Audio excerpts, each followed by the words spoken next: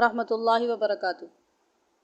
شب برات میں رحمت اور مغفرت کی بارش اور خاص گناہ گاروں کی بخشش کا نہ ہونا۔ آج ہم بات کریں گے شب برات کے اعمال کے اوپر کہ ہمیں شب برات میں کیا پڑھنا چاہیے، کون سی نفلی عبادات کرنی چاہیے اور یہ مہینہ ہمارے لیے کیا کیا لے کر آتا ہے۔ تو حدیث پاک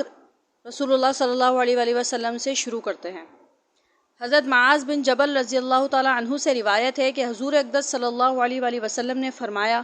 کہ اللہ جل شانہ شعبان کی 15ویں رات کو اپنی تمام مخلوق کی طرف متوجہ ہوتے ہیں اور پوری مخلوق کی مغفرت فرما دیتے ہیں، لیکن مشرک اور کینہ رکھنے والے کو نہیں بخشا جاتا۔ یہ روایت بیان کی گئی ہے طبرانی اور بہیقی میں۔ ایک اور روایت میں یہ بھی فرمایا کہ قطع رحمی کرنے والے اور پاجامہ ٹخنوں سے نیچے لٹکانے والے اور شراب کی عادت رکھنے والے اور کسی کو ناحق قتل کرنے والے کی بھی مغفرت نہیں ہوتی۔ نبی پاک صلی اللہ علیہ وآلہ وسلم کی دوسری حدیث مبارکہ میں ارشاد فرمایا ہے کہ حضرت عائشہ رضی اللہ تعالیٰ عنہا کا بیان ہے کہ ایک مرتبہ رات کو سوتے سوتے میری آنکھ کھلی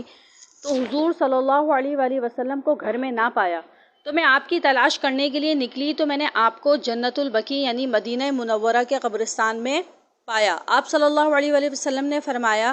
کہ عائشہ تجھے اس بات کا خطرہ گزرا کہ اللہ اور اس کے رسول تجھ پر ظلم کریں گے، یعنی رسول اللہ صلی اللہ علیہ وسلم تیری باری کی رات ہوتے ہوئے کسی دوسری بیوی کے پاس تشریف لے گئے ہوں گے۔ میں نے عرض کیا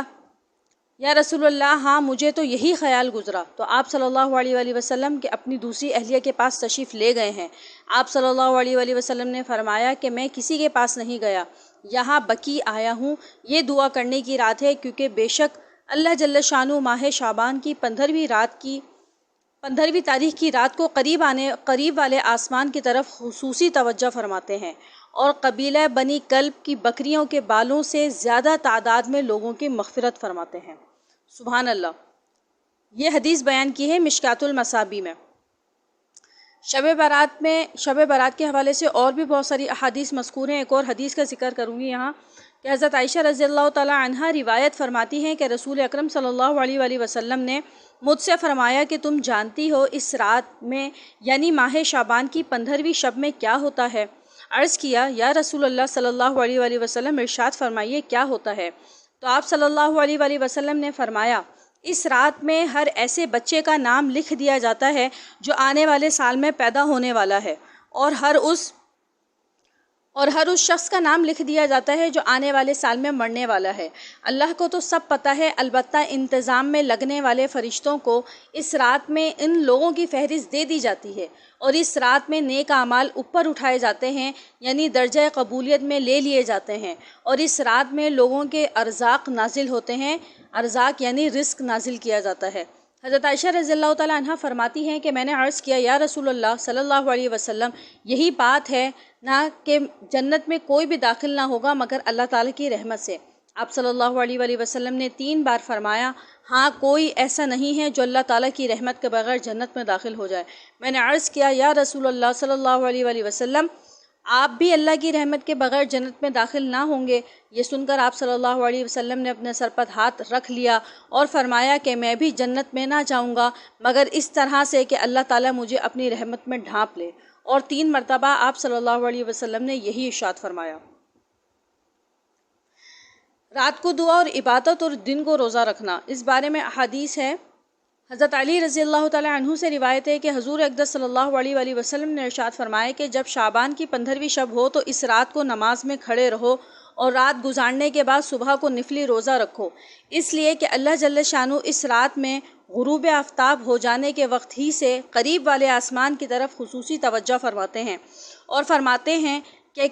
کیا کوئی ہے مغفرت طلب کرنے والا جس کی میں مغفرت کروں؟ کیا کوئی ہے رزق طلب کرنے والا جس کو میں رزق عطا کروں؟ کیا کوئی ہے مصیبت زدہ جس کو میں عافیت دوں؟ اور اسی طرح فرماتے ہیں کیا کوئی فلاں چیز مانگتا ہے، کیا کوئی فلاں چیز مانگتا ہے، اور صبح صادق طلوع ہونے تک ایسے ہی فرماتے رہتے ہیں۔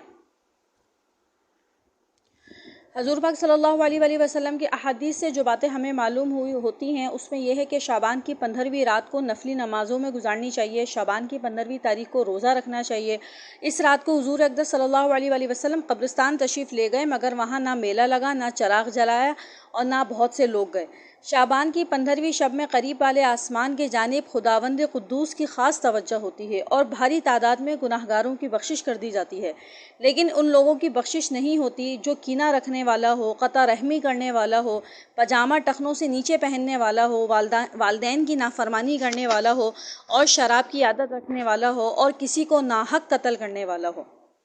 ان احادیث سے یہ بات بھی معلوم ہوتی ہے کہ اللہ جل شانہ شعبان کی 15ویں شب میں آئندہ سال کے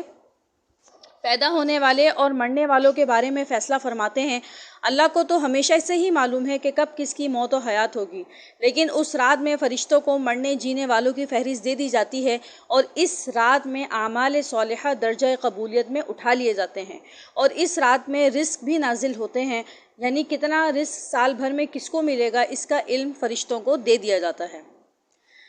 حدیث کی روایت سے یہ بھی معلوم ہوا ہے کہ اس شب میں اللہ جل شانہ فرماتے رہتے ہیں کہ ہے کوئی جو مجھ سے رزق طلب کرے اور میں اسے رزق دوں، ہے کوئی مصیبت میں مبتلا جسے میں عافیت دوں، ہے کوئی مغفرت طلب کرنے والا جسے میں بخش دوں۔ حدیث سے ماہ شعبان اور اس ماہ کی 15ویں شب اور 15ویں دن کے بارے میں جو کچھ معلوم ہوا اس کا خلاصہ آپ کے سامنے میں نے بیان کیا ہے۔ تو اس لیے ہم سب کو چاہیے کہ پورے ماہ شعبان میں خوب زیادہ نفلی روزے رکھیں اور عبادات کریں۔ جیسے کہ آپ لوگ جانتے ہیں کہ آج کل کرونا وائرس کی ایک وبا پھیلی ہوئی ہے، اللہ تعالیٰ ہم سب کو اس سے محفوظ رکھے۔ تو یہ بہت اچھا ایک مہینہ اللہ تعالیٰ نے ہمارے اوپر دیا ہے، تو ہم جتنا چاہیں اپنے رب کو منا سکتے ہیں، کیونکہ یہ وبا نہیں ہے، یہ در حقیقت ہمارے اوپر عذاب ہے، پوری انسانیت کے اوپر عذاب ہے۔ تو کوشش کریں کہ زیادہ سے زیادہ اپنے رب سے رجوع کریں، اپنے گناہوں کی معافی مانگیں، پوری انسانیت کے لیے دعا کریں کہ اللہ تعالیٰ تمام امت مسلمہ،